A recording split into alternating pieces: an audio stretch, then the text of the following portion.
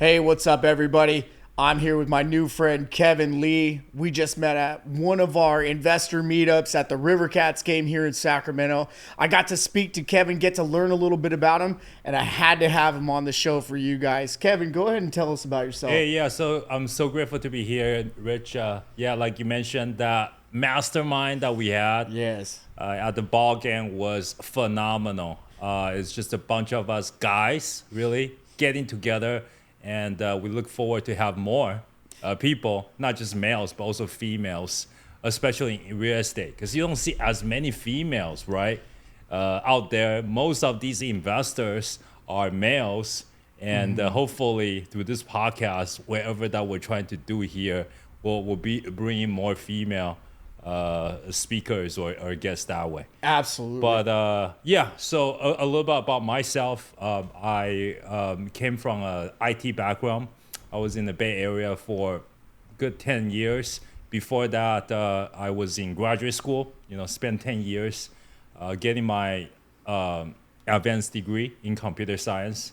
And after that, I went to the Bay Area and I got hired as a software engineer. So worked there for 10 years. I met my ex-wife back then in Sacramento. She was a doctor here working at Kaiser.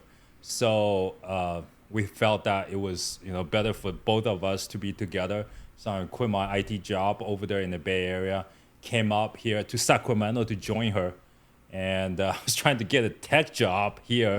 And the only tech job that was offered, good enough tech job that was offered was through the state, but they're paying like 1/3 of the salary that I was getting in the Bay Area. So I thought that, hey, my ex-wife, she's a doctor, she's got a good job.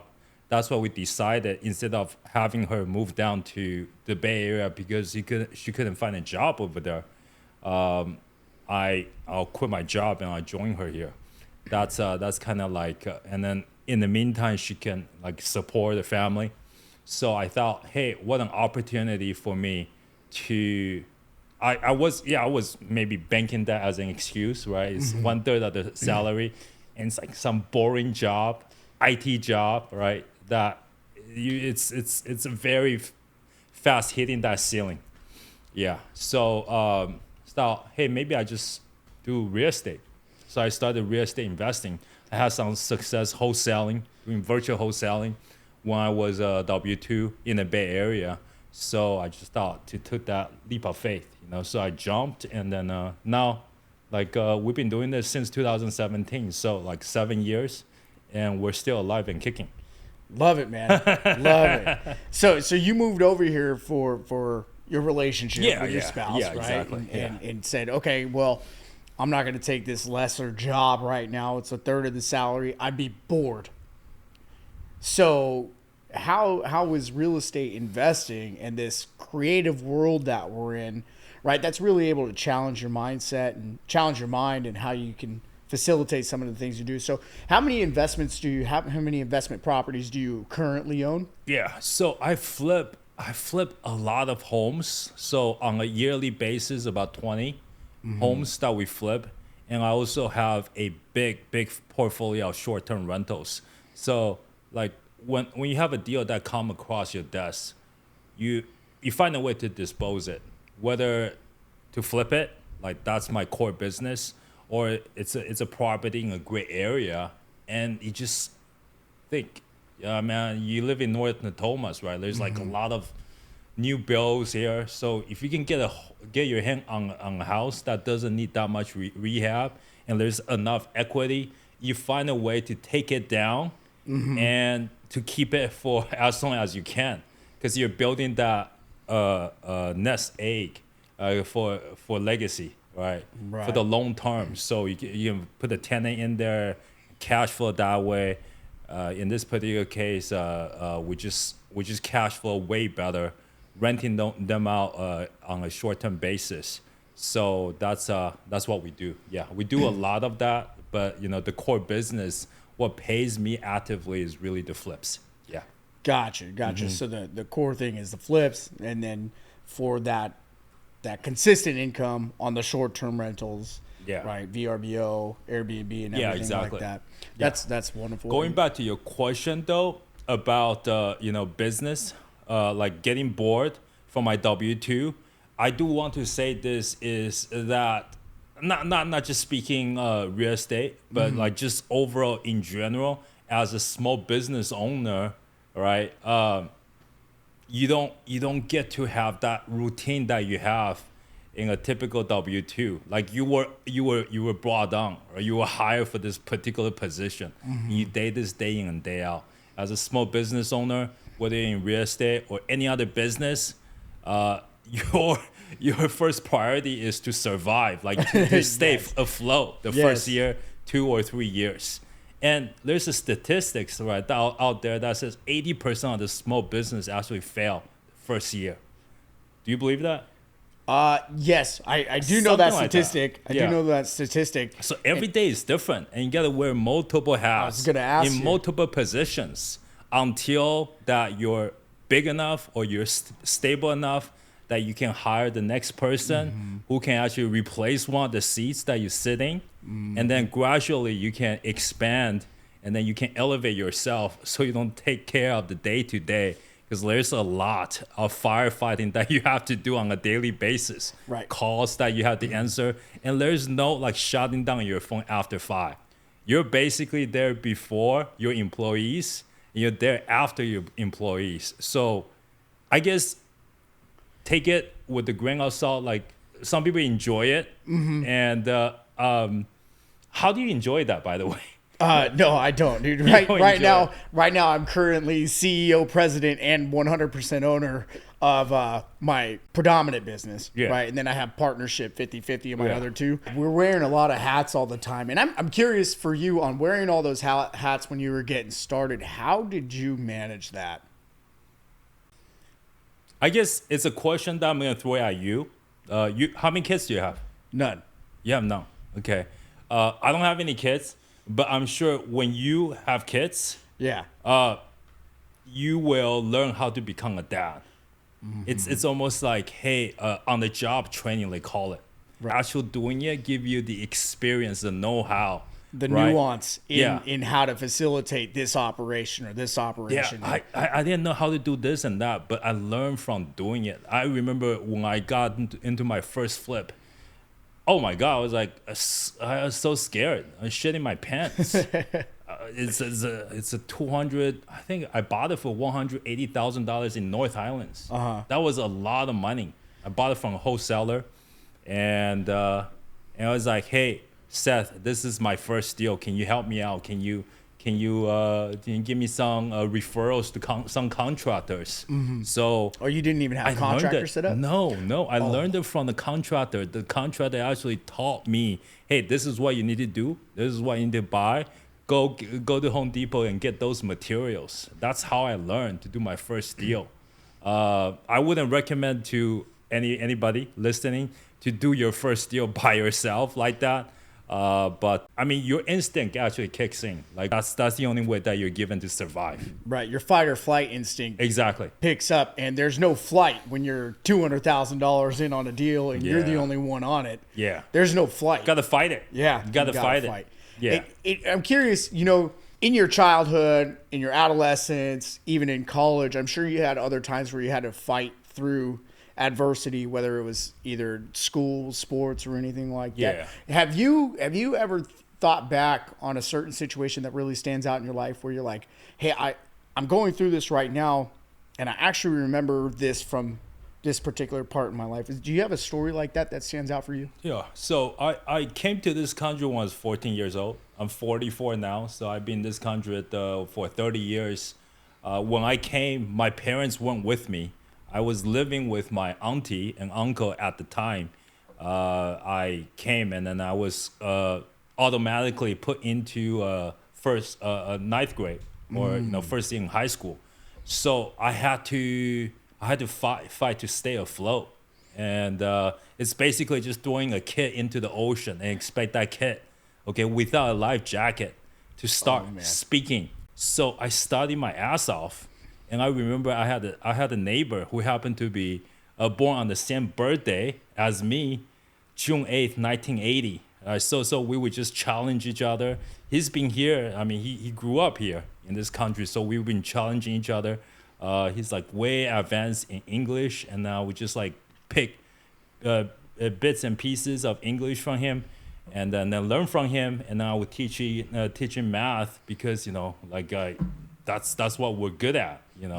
Coming from other countries, science and math, and we just like kick each other's butt, like academically speaking. And yeah, so he got into Yale. Oh wow. He got into Yale, and I got to UPenn. So we all went to Ivy League schools after that. But I guess it was just like my first experience of like just I gotta try hard because I don't have any time, like all the people like in this country where they have like 13, 14 years of native English language background with them. Like I have to fight way harder than those kids, just so that I can be integrated into the society. Yeah. No worry. What was it like growing up in Taiwan? I mean, I can imagine most people haven't traveled there or lived there, for any period of time. What was it like for you growing up? I think that the biggest difference that I see is that people over there are so into education, and that can be a good thing and bad thing, because you have to study so hard to get into, or the parents, they will expect you to study really hard, so they will prepare you, they will put you in a prep school, they will pay so much money just so that this kid or that kid of theirs will go to the so-called Ivy League school of the country, the top school. Yeah. So they will spend the money, send the kids to private school and all that. Yeah. So education is like number one.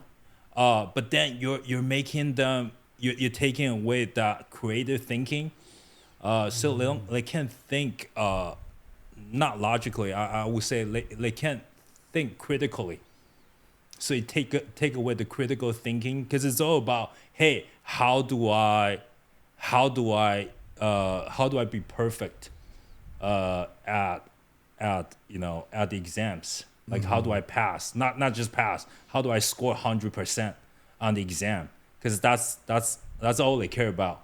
The exams dictate their fate into the next phase of their life, whether it's like elementary, junior high school, high school, and then college.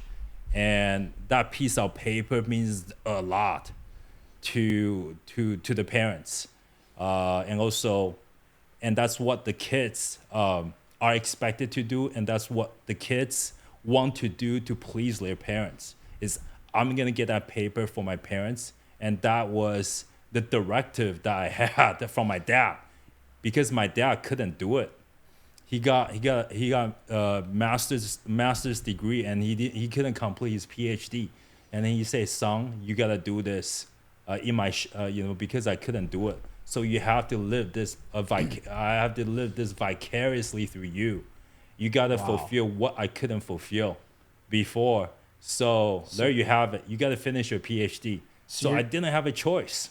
Carrying the sins of our fathers. Yeah. Right? Yeah, exactly. That's biblical, so for the right? 30 years of my life, I was just doing what he baited me to do. Like, hey, go to school, spend 12 years in school just to get that piece of paper, and then you can do whatever you want afterwards. Even that is not like a promise, 100% promise. Right. Because like going to get a job at Cisco as a research scientist was not exactly what I wanted to do. Like I always have that entrepreneurial spirit within me. I always wanted to like start a small business. Yeah. But it wasn't what my parents wanted me to do. They want me to get a good job, 6-figure salary, and just be a normal person in the society. Get that piece of paper. Yeah. Right? Yeah. Have that security blanket of a piece of paper Yeah. with some signatures on it that said you did something. Yeah. Right? And then be there for 20, 30, 40 years and have a nice like pension afterwards. You know what I mean? Yeah. And so little Kevin always had an entrepreneurial spirit. Yeah. Yeah. What did that mean for you? What was it like growing up hey, dad and mom were saying, you got to do this. I wasn't able to do it. It's on you now, Yeah. right? Carrying the weight of the sins of our fathers, right? But you had another calling in entrepreneurship that you found later on in life. What did you really want to do? I never thought about that like that deeply. I just thought that I would do something way, way different from what I was told by my parents. I wouldn't be a teacher, and I wouldn't be working for a government, let alone having a software engineering job that I had before.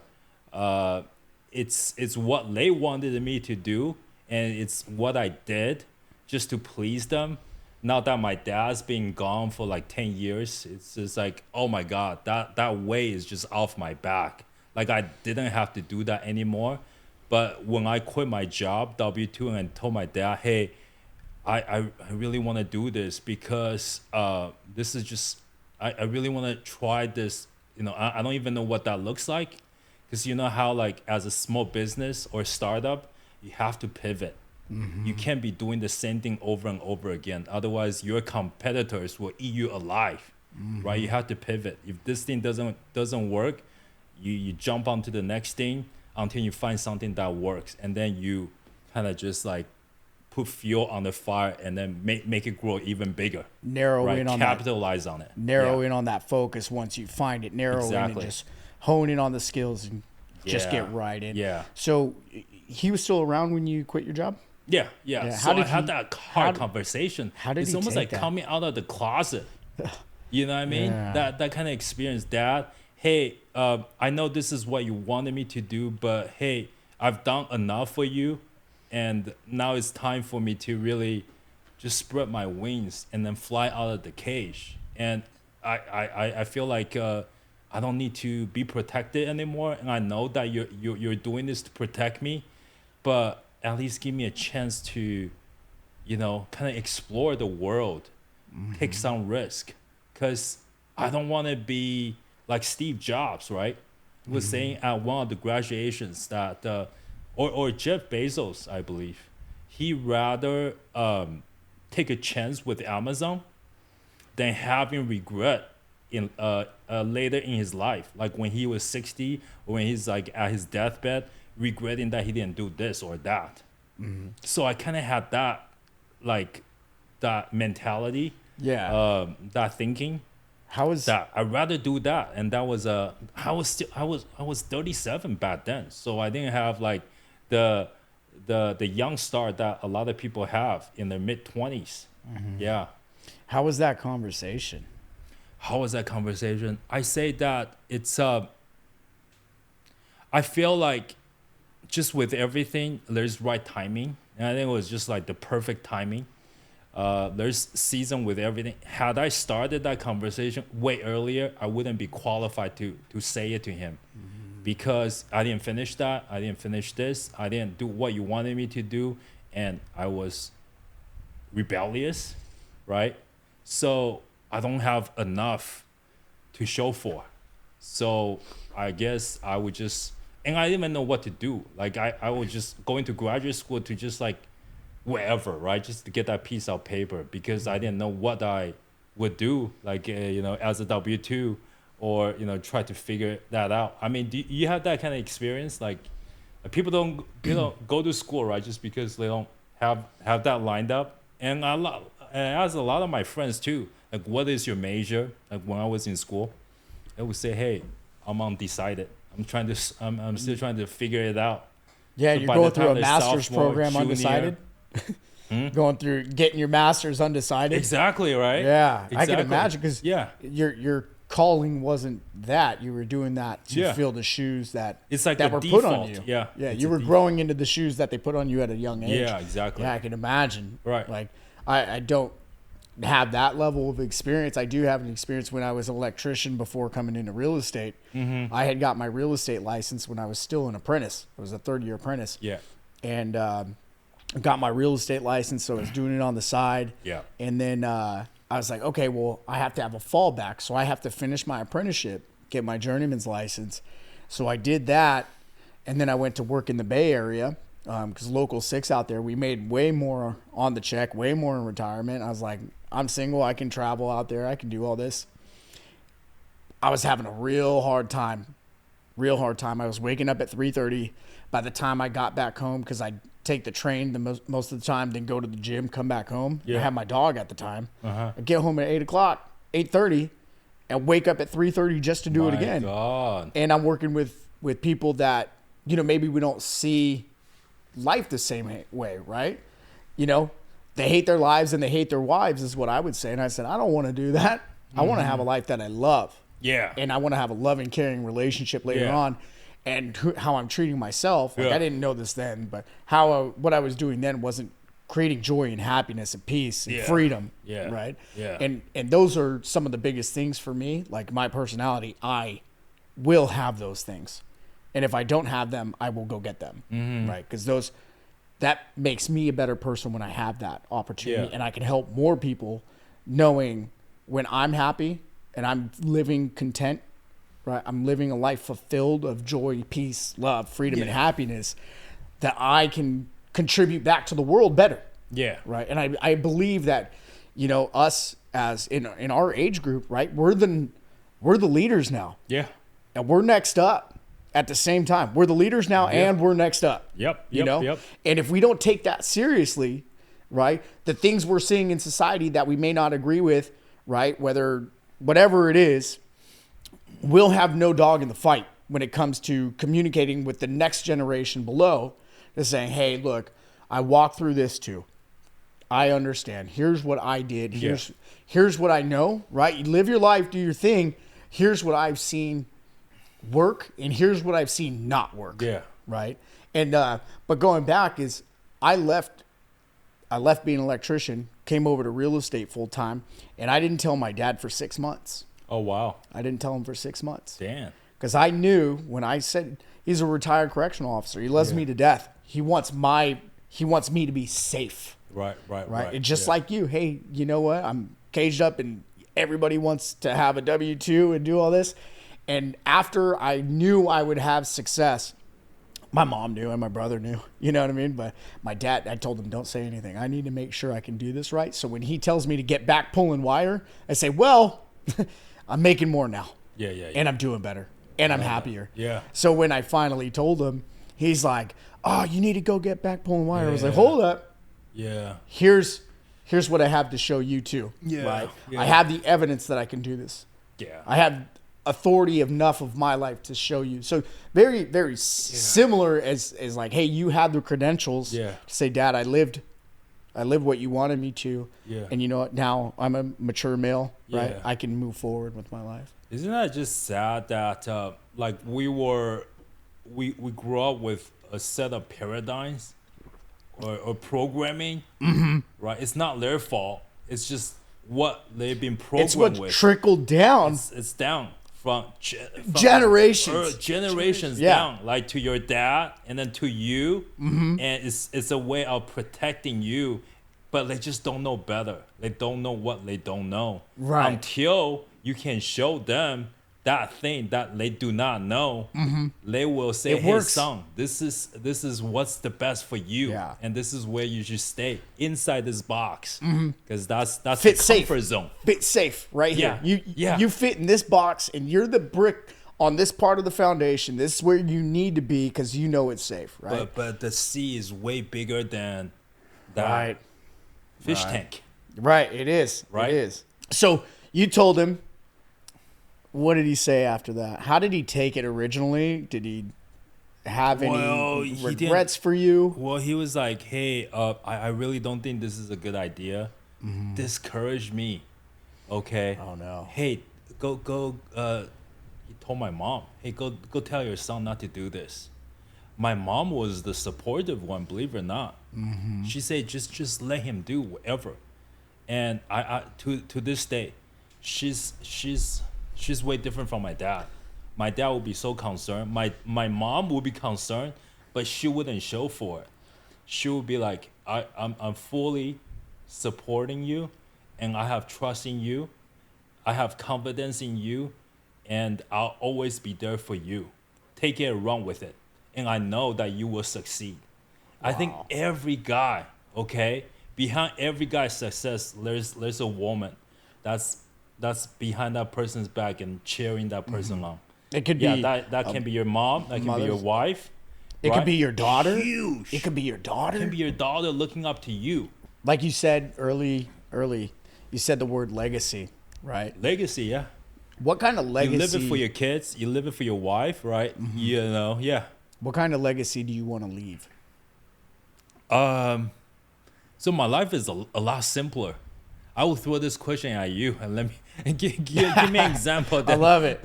Yeah, give me some time to think. What's your legacy?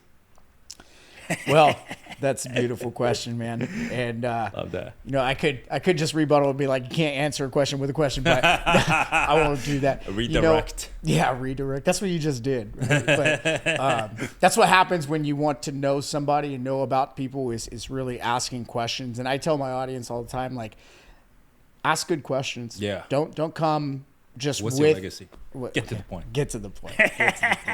So I grew up really poor, really rough. Yeah, and yeah. I went through a lot of stuff, and then went to the Army after that, have a couple tours, and Yeah. had an addiction for 8 years. Yeah.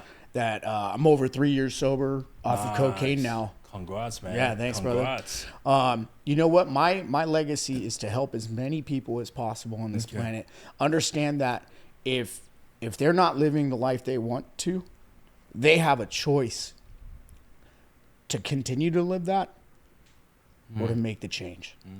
Right?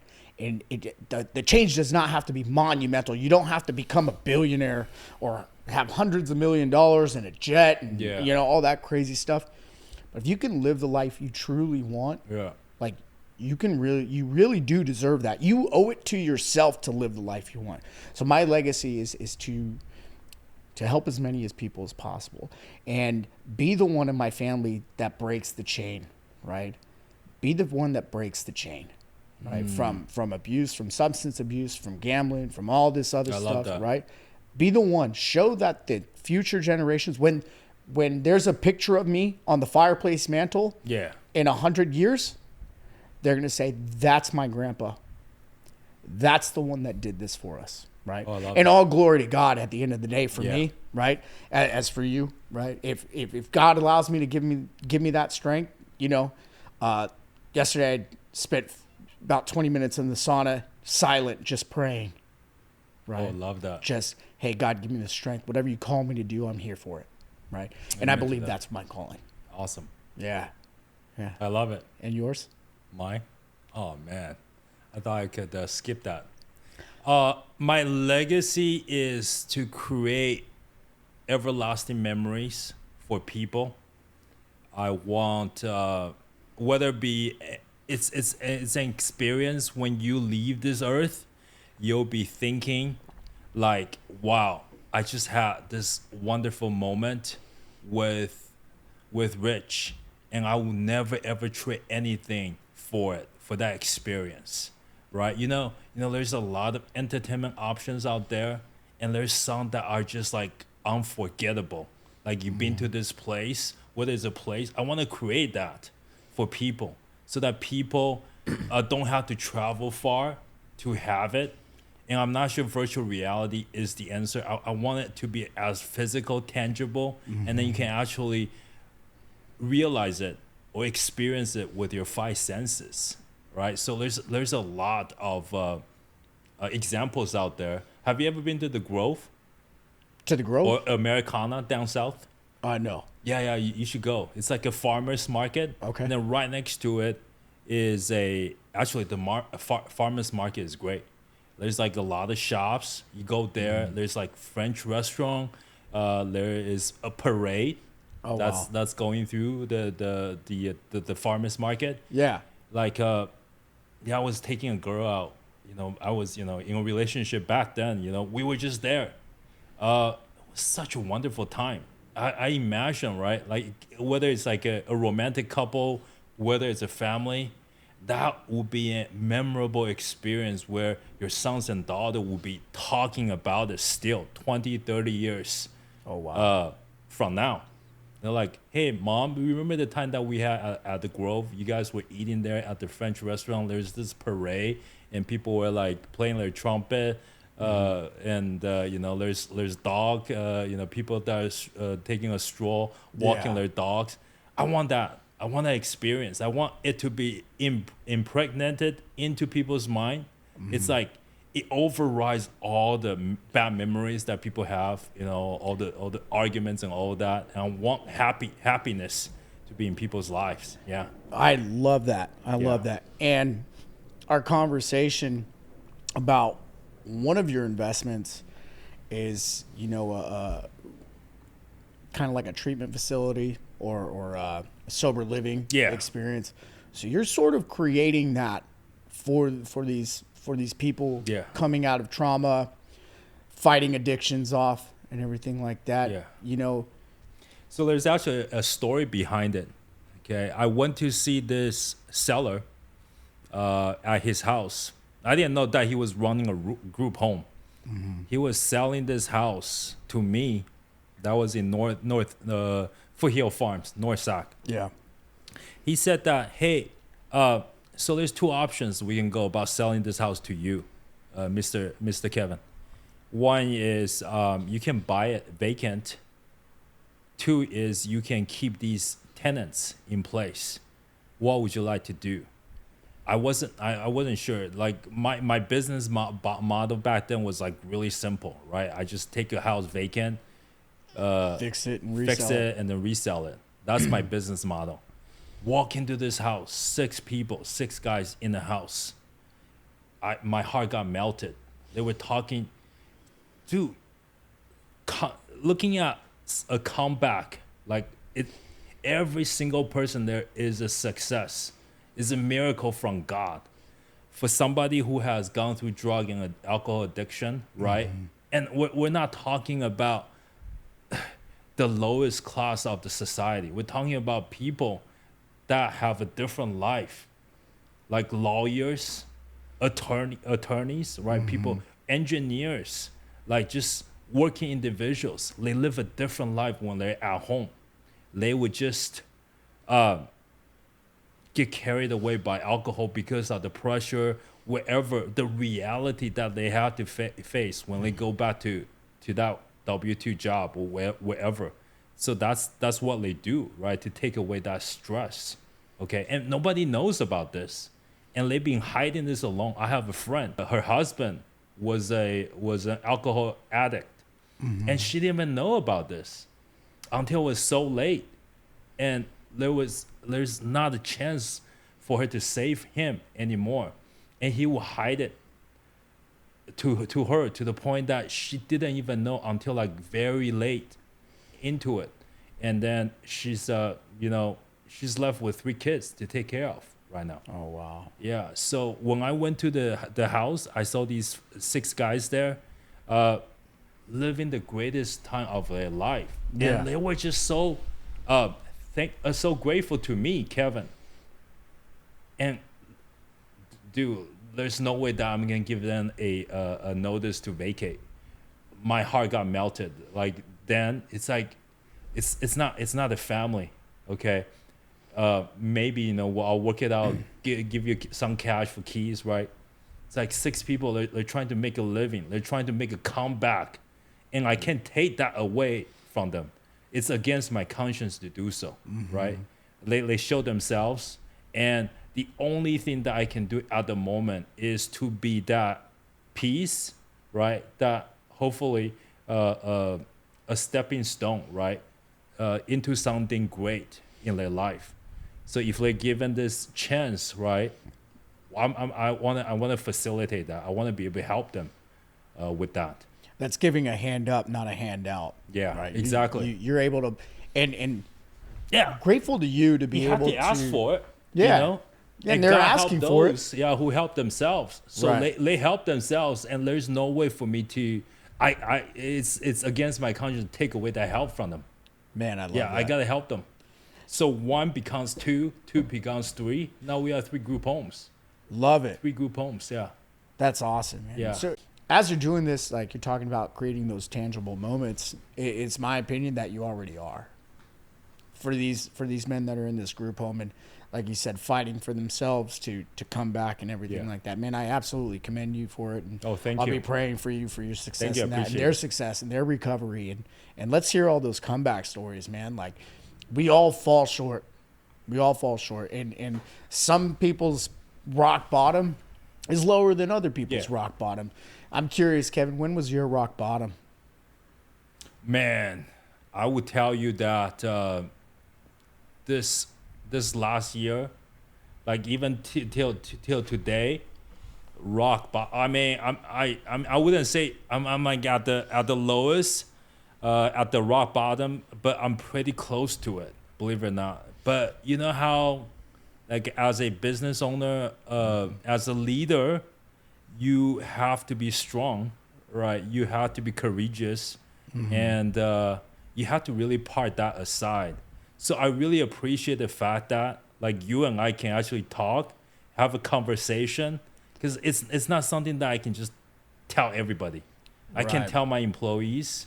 My mom wouldn't understand it. Yeah. She's in a different world, right? Yeah. In a different era. Like, the stuff that we're dealing with right now is way more complex, way more sophisticated. There's a lot of shit, okay, that's like bombarded at us, right? Right. So much more. There's distractions, social media, right? And then once you get on that, oh my God, it's just gonna suck your life away. There's a lot fake news or a lot of distraction. Right, you don't know what's right out there anymore. Right. There's right? fake news, fake lives, fake smiles, all that stuff, right? So how do you be in the center? You know, how do you be sane, right? And how do you do it? What's your secret? My secret sauce is God. 20-minute sauna. Yeah, 20-minute sauna praying. Yeah. I found out last year that I needed to have my spirituality in order and my physicality in order. Pray. Those two things in order, and I deem myself unbreakable, right? I love that. Unbreakable when I have those two things in order. I know when I fall off the wagon and, you know, I'm drinking too much on a weekend. I know what that feels like, you know, and I've lived it for a long time. But now, right, I love having beers. If I drink any hard alcohol, it's a shot, just one shot. Yeah. You know, no more. No cocaine afterwards. Never that. That's all history, man. That's old Rich, you know. And like you said, like people rising from the ashes and everything. Like you've dealt with stuff like that. I've dealt with stuff like that where it's like, hey, dude, you knew the old Rich. That's not the new one. That's not the baptized man you see here today. That's not the one that puts on this hat every day and says, hey, you know what? As long as I have my spirituality in order and my physicality in order, there's a reason why the 12 steps, NA, AA, and all that stuff, I've never been to either one of those. It works. There's a reason it works because all of society is based on one book, the truth of that book. Right? Yeah. And so I find freedom, peace, love, joy, and happiness inside the library of books that is the Bible. I love that. You know? I love that. I used to be a run-of-the-mill guy where, hey, like, I can't trust anybody. You know, I have abandonment issues from my real parents. I was in foster care, I was in juvenile hall, I was in all that stuff, so I can't trust anybody. Right. And I lived a life like that where I would let people in to a distance, and then I'd be like, all right, cool. That's as far as you're getting. And since I've grown and matured, I realize now there are people that are trustworthy out there. And the only way you can find trustworthy people is by being honest with yourself. Because if you can't trust yourself, how are you going to trust somebody? Yeah. You have to go deep. You have to find those demons inside, and you got to face them. How did you have that breakthrough? Dude, that's not easy. I mean, for somebody to like have that kind of a realization, I mean, it required a different kind of experience that you had to go through. I was just, what's the breakthrough moment for you? I got tired of sucking. Really? I got tired of everything hurting. Oh, that the must relationships have hurt. hurting. Yeah, the friendships hurting. The family hurting. Right. And when you look at what's going on in your family dynamic, and you say, "All right, well, why is this person reacting to me this way? I only love them." Yeah. They're reacting based off of you. But you were like really sensitive. your antenna was like out there looking for something different. Knock and the 'Cause door you will would be open. you would think that in that environment you would be so desensitized and you would be like, what the, I just don't care anymore. Yeah, knock and the door will be open. Seek and you shall find. And I wanted That's that crazy. door. I love that. I wanted to kick that door, and it took a long time. Wow, you got enlightened Yeah, somehow. God, man, God, all glory to Him. Miracle. Yes, I sir. love that. Yes, sir. I love that. So, your 2024, man, how's that looking for you? You just said last year you kind of hit a Financially stressful, Mm-hmm. and I think that it's just with the business, like it comes in cycles. Mm-hmm. Real estate is not as hot as before, so there's a lot of homes that we have. They're just sitting there. I have a couple transactions that are in and out like that. and you still got to pay the bill. Still got to pay the bill, right? Still got to, pay lenders for these mortgages. But it is what it is. I mean, you just kind of have to adjust and really just de-stress, find a way to de-stress. So I go hiking actually on Saturdays. There's actually a meetup group. Oh, really? Yeah. Every Saturday you hike? Every Saturday, yeah.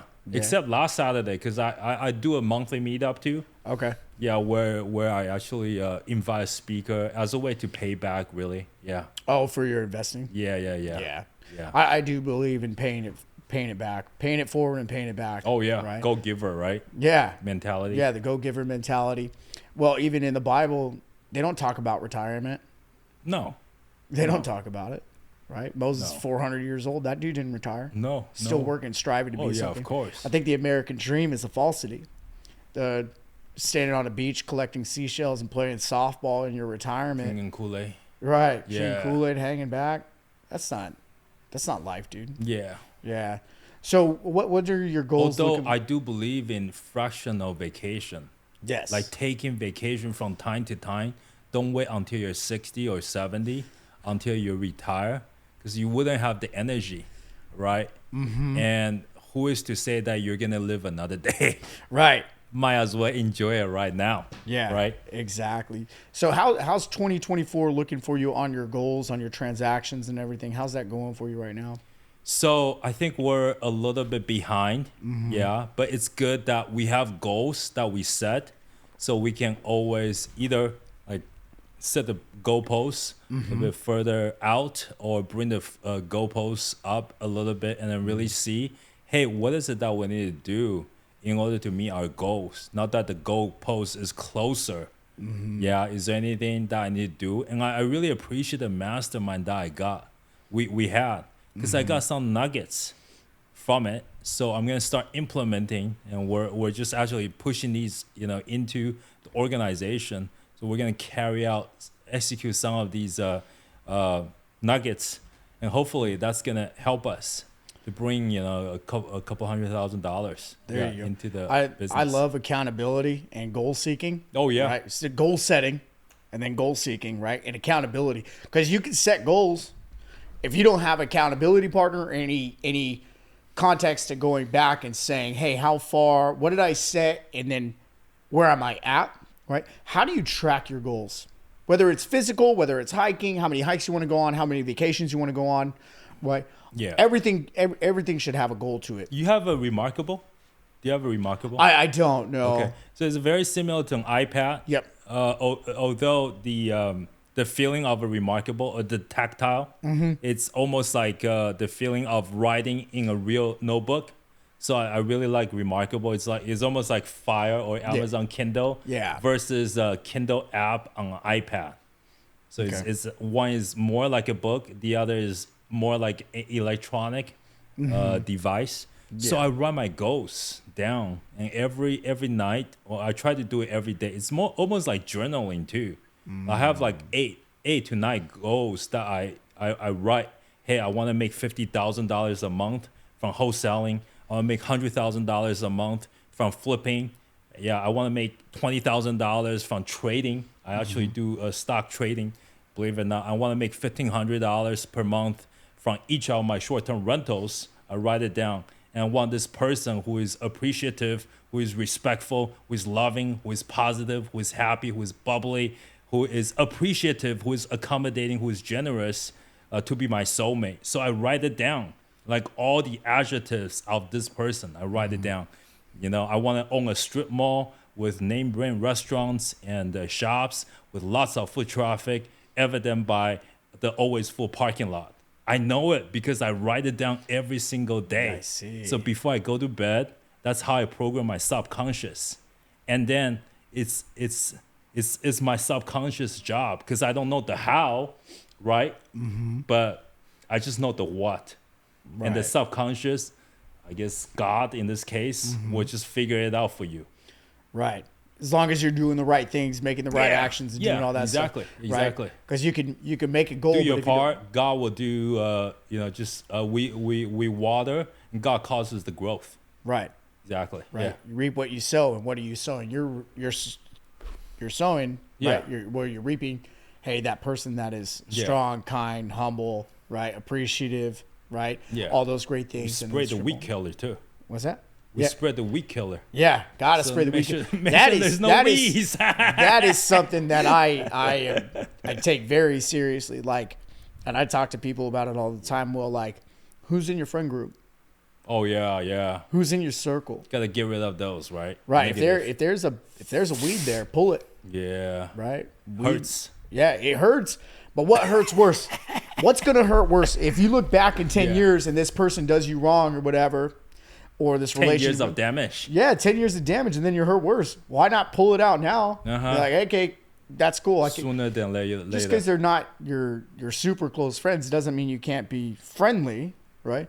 But you got to That's learn. true, huh? You have to learn to keep people at a distance. Yeah. Right. You can be friendly and not be friends. Right. Right. You can be kind and not be friends. Yeah. Or love somebody. Right. And I think a lot of people, myself included, man, I'm always like, oh, that's my friend. That's my friend. That's my friend. Dude, I've hung out with him one time Yeah. a year ago.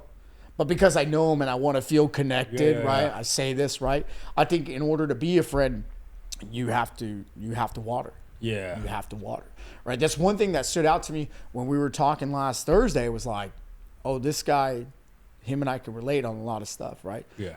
How do I get to know him? What can I do to help him, right? That's always what I'm looking to do is how can I help? How can I help? Maybe I can't right now. And at the same time, I can think of a way later on. Yeah. You know, oh, this came up. I know somebody. Cool. Yeah. Kevin's willing to do this. This is right up Kevin's alley. Here, let me call him, give him a deal.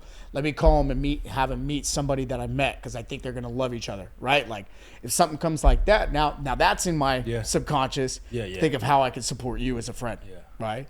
You know what I mean? Like, Dude, that's there's what not too many people like you though who are like, how do I say, really lend a year and then really listen and really try to provide like valuable feedback. There's not too many people like that, like you, right? People are really just out there looking selfishly for their own gains and stuff like that, right? And I feel like, hey, I like you because you care.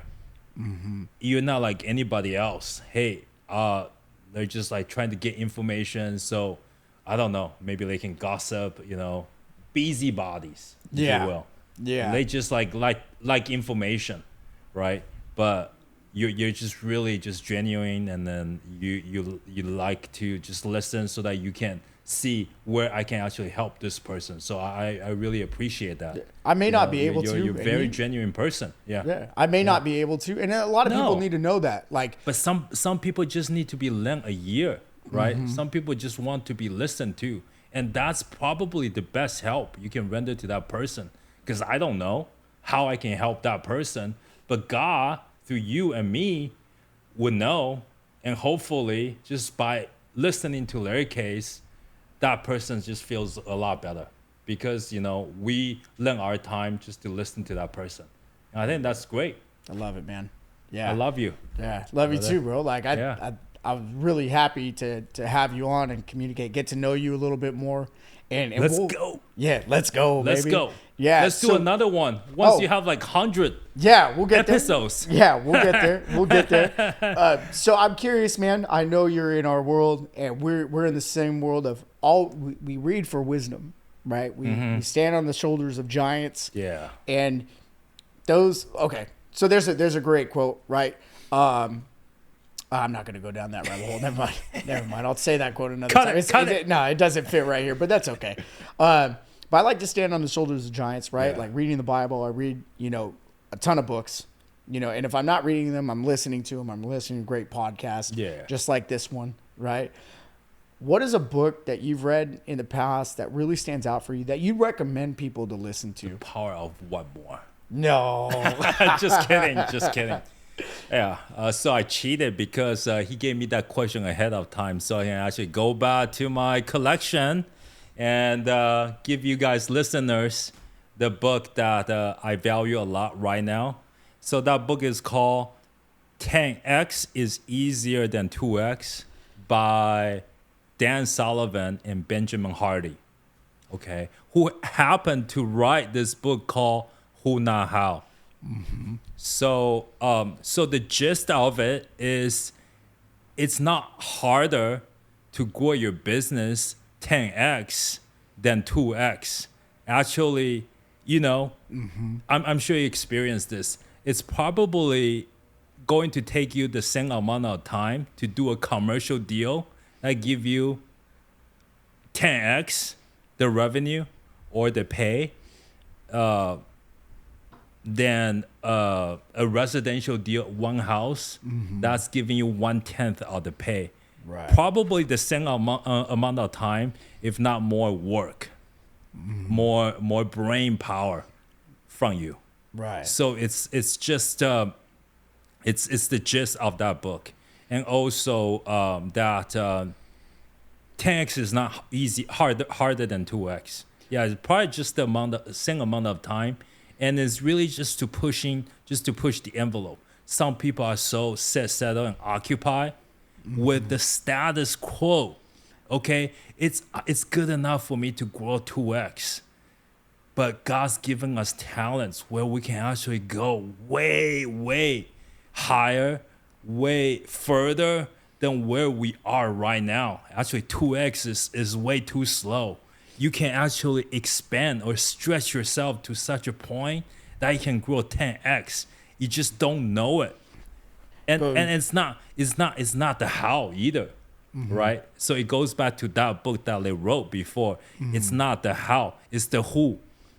That's where that book is from. Who, not how. Yeah. Imagine just that piece, that missing piece, the person that you play golf with, who may be able to hook you up with the lender that can close this deal for you, a $10 million deal for you. Right. It's not the how, right? How do I do this? How do I make it happen? It's just that connection. It's the who, right? And it's even that missing piece. And I remember your previous podcast speaker, Mitch. Yeah. He was talking about this person that he hired in the wrong seat. Yep. Okay, in the wrong seat. But once he changed the who to a different seat, the person blossomed. Yeah. Yeah, he was talking about Noah, right? Right? Yeah. So who would have known? Right. Everything, like my gut instinct is telling me that, hey, this person should be in this seat. But predicted index tells me that, hey, he should be in that seat. I went against it. Right. And it bit my butt. but good that I repositioned him, and now he blossomed in that seat. Yeah, if I remember, that was Noah Elliott that he was talking about. Just it's not like dumping all the shit to this person and telling him, hey, this is what you need to do, A, B, C, D, E. Yeah. He probably got frustrated. He's like, dude, I feel so stifled. Right. But then the who was changed, right? You hire the right person, boom. Yep. And your business basically just went from 2x to 10x. Right. And like we were talking about earlier, from 10x to 2x, the 2x is that safety box. That's security. Exactly. Status quo. Status quo. Hey, I don't want to shake. I don't want to ruffle anybody's feathers. I don't want to piss anybody off. Right. So I'm just going to be right here. and I'll get eventually to that. That's the sad thing too, because we're hanging out with a lot. Like you're the 5 people, the average of the 5 people that you hang out with, right? Eventually you're to a point where, hey, they just don't fit me. They don't fit my lifestyle. I can't hang out with these guys anymore. They don't have the ambition I have. They don't have the desire, the aggressiveness. I don't see myself growing with this person or with this group. And they may not even carry the same values. Exactly. The same core values. Yeah. Exactly. Yeah. So, yeah. Awesome, man. Awesome. I love it. I have read 10X, not 2X, but last year, right? I'll have to check that book out again. Yeah. And last question for you, man. What's one piece of advice you'd give anybody right now? Do I say that, hey, grass is always greener on the other side? It doesn't really matter that you're the side who is being looked at. Okay, so you look at me as a very successful business owner just because I'm a few steps ahead of you. I have more years of wisdom and knowledge, right? It doesn't mean that I don't have shit to deal with. Right, so grass is greener on the other side. I'm looking at you, right?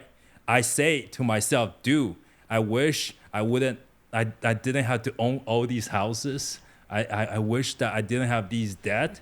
I wish I could be like you because you have no obligations. You can just book a ticket and go traveling out in Europe. I can't do that. I gotta feed people. Right. So I'm looking at you. I say grass is greener on the other side. Be glad or be grateful with who you are until you're different. I would say treasure the moment. Just be present and enjoy the journey. Enjoy the journey. Success is not that one point or that one event. Okay, in that journey, success is actually the entire journey itself. Right? Because once you hit that point, you're like, what's the point of all these? I've got it. I got this nice car, good house. Yeah. What's next? It's not it. It's the process for you to get there. God will drop like $10 million if that's what you want tomorrow. And you'll be like, this is not what makes me happy. Right? You'll be like, what's next? I want 10 million, 100 million. I want a billion. Is that really what gonna make you happy? I don't think so. I think it's what it can do for you. That's it. It's not the what's in your bank account. 1 million, 10 million is, it's probably a vanity matrix, right? Right. Is what you do with it. Right? I love it, my man. I love it. Legacy. It's legacy, right? Legacy, my brother. Yeah. Well, I'm looking forward to having you on again, man, and having everybody learn more from you. 100 episodes. You want to be the 100th episode guest? Yeah. I'll invite myself. Let's do it, dude. Episodes. Let's do it. Yeah. You'll be so successful and get so many listeners. It'll be like number 1 on Apple Podcast. I'm looking forward to that. Let's go, baby. Yeah. Let's go. Let's go. Yeah. All right, my man.